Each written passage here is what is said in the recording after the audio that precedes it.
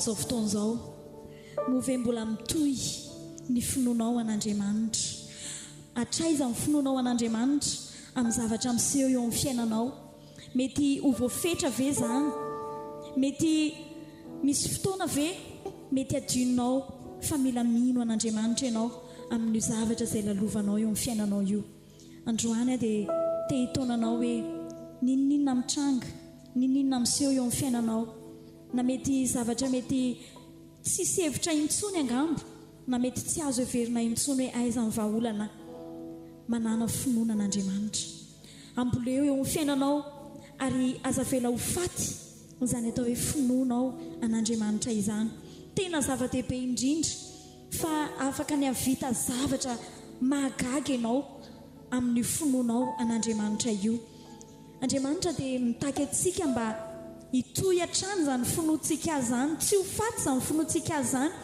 ary ho velona ao am-pontsika isan'andro ny finoantsika azy zany Andriamanitra nge tsaroa fa mbola mitantana anao foana ary izy mbola antony hahavelomantsika ny heriny no manohana antsika mbola mampijoro antsika tahaka izao ny heriny manohana antsika mbola mahatonga antsika velona tahaka izao izy no mbola mikarakara izy no mbola miaro fiainantsika isan'andro mahatonga antsika mahita ndreny sakafo ireny isan'andro dia tsarovy avy amin'Andriamanitra izany nahoana moa tsika ny tokony hanary toky nahoana moa tsika ny tokony tsy ino fa Andriamanitra mahay ny zavatra rehetra ny Andriamanitsika manana finoana rahavavy manana finoana ranadahy fa ninona zavatra miseho amin'ny fiainanao azaferanao amin'izany ny finoana an'Andriamanitra Andriamanitra dia mbola velona afaka miasa izy eo amin'ny fiainanao mbola tsy nahafoy anao izy aza miteny mihitsy hoe ngamba efa tsy hitan'Andriamanitra tsony angamba ny fisiko tsy fantatr'Andriamanitra tsony angamba tsy rahavavy tsy ranadahy fa mbola tsy nahafoy anao Andriamanitra saingy izao ny zavatra takian'Andriamanitra aminao raha tena te hahita an'Andriamanitra ianao hiasa eo amin'ny fiainanao raha tena te hahita an'Andriamanitra ianao aneo ny voninahiny eo amin'ny fiainanao dia izao tena mila mino azy ianao tena mila manana finoana azy ianao satria izay voalazan'ny boky ny Hebreo 1:5 hoe raha tsy amin'ny finoana raha ohatra ka tsy misy an'ilay finoana ao amintsika dia tsarovy fa tena tsisy azon'Andriamanitra atao tsisy azon'Andriamanitra atao na dia manantona an'Andriamanitra azy ianao mitondra ny zavatra rehetra momba ny fiainanao kanefa ianao tsy mino dia tsarovy tsy afaka hanao na inona mihitsy Andriamanitra fa raha manantona an'Andriamanitra ianao ka mino ianao fa hainy ny atao ny zavatra rehetra hainy manohana anao hainy manao fahagagana eo amin'ny fiainanao raha ao anatinao izay finoana izay dia afaka hiasa izy tena hita ny voninahiny ianao ary ny finoanao fotsiny hita ny fa mino ianao dia izao efa ahita fity amin'ny sahady ianao ahita sitraka amin'ny sahady ianao rehefa mivavaka ary sika dia inona ny tokony ataontsika rehefa mivavaka ianao ka mizara ny zavatra rehetra ao am-ponao amin'Andriamanitra dia izao manana finoana fa efa voaray an'Andriamanitra izany. Tena atokana ho an'Andriamanitra tanteraka ny finoanao a. Marina fa mety mino ianao fa misy zavatra hafa azahoana famonjena, misy zavatra hafa afaka hanova ny fiainanao. Fa za kosa androany dia ampahery ianao hoe manana finoana an'Andriamanitra dia ahita ny voninahitr'Andriamanitra ianao. Manana finoana an'Andriamanitra dia afaka ahita fahagagana ianao. Finoana fotsiny ihany nanana ny Petera dia izao a, tsy angano angano fa nanitsaka ny ranomasina izy, nandeha teny ambonin'ny rano izy. Finoana nahatonga azy nahita an'izany fahagagana lehibe izany. Ianao koa androany tsy ho angano hoe hivany olana eo amin'ny fiainanao, tsy angano hoe hisandratra ny fiainanao, tsy angano hoe ty taona ty dia tena taona hovain sorovain aminao, tsy angano izany. Fa raha tena mino ianao, raha ao anatinao ny finoana dia izao afaka ny ho tanteraka izany hain'Andriamanitra atao eo amin'ny fiainanao izany. Andao ary tsika hivavaka amin'ny alalan'ireto ireto mba hananantsika n'ilay finoana tsy mihanahana, finoana tena marisika tahaka nanana ny Petera ka nahatonga azy tena afaka nandeha teny ambonin'ny rano. Dia izany koa no angatahantsika androany amin'ny alalan'ireto hira ireto a, dia andaontsika hivavaka amin'Andriamanitra hoe aminao ny finoko Jesosy ataovy tena marisika mba hahatonga hahita ny voninahitra ao. Halleluia.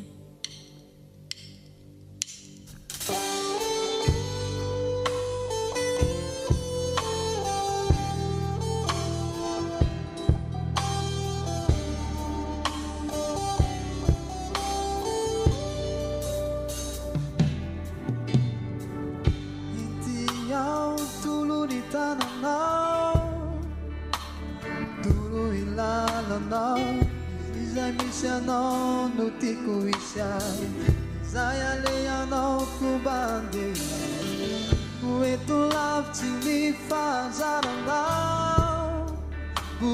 Ay varavaranao ratsy ianao ny mamomana ira, dia tsisy makatona ny tiky.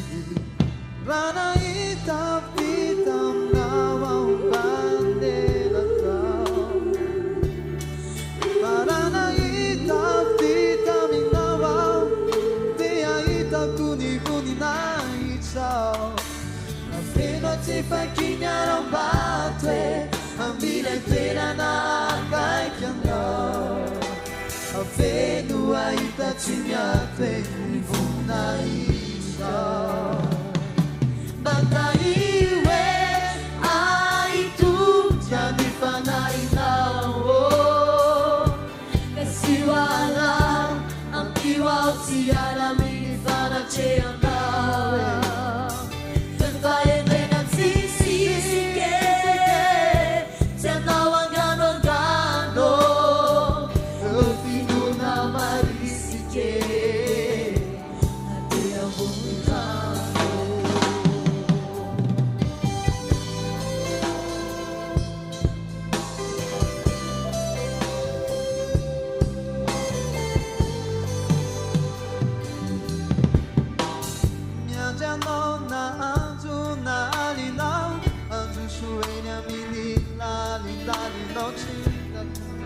Arutakunyaratu pepa rekunitenao, natina yano Jesus pa avelao anatunakenya minao. Sigisa sakuna chimbokan lakamempa tenyanao, narana ita pita nawa bandenao,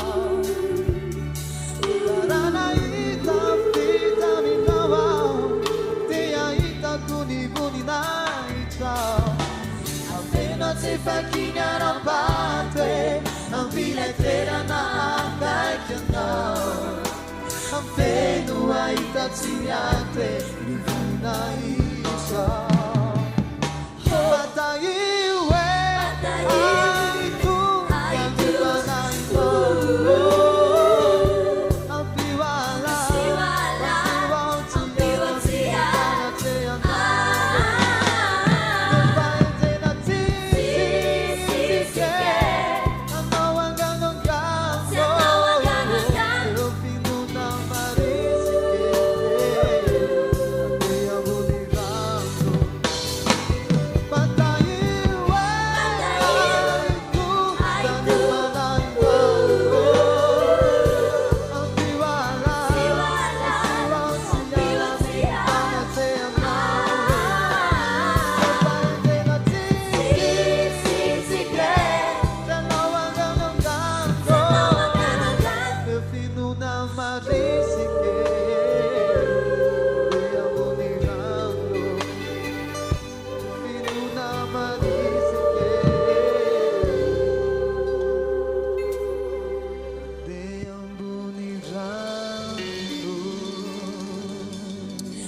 fisinay aminao Jesosy ny finoanay androany tsy miova izay aminao hatrano ametrahanay mombanay rehetra tsy atahotra izay Jesosy fenao no herinay halleluja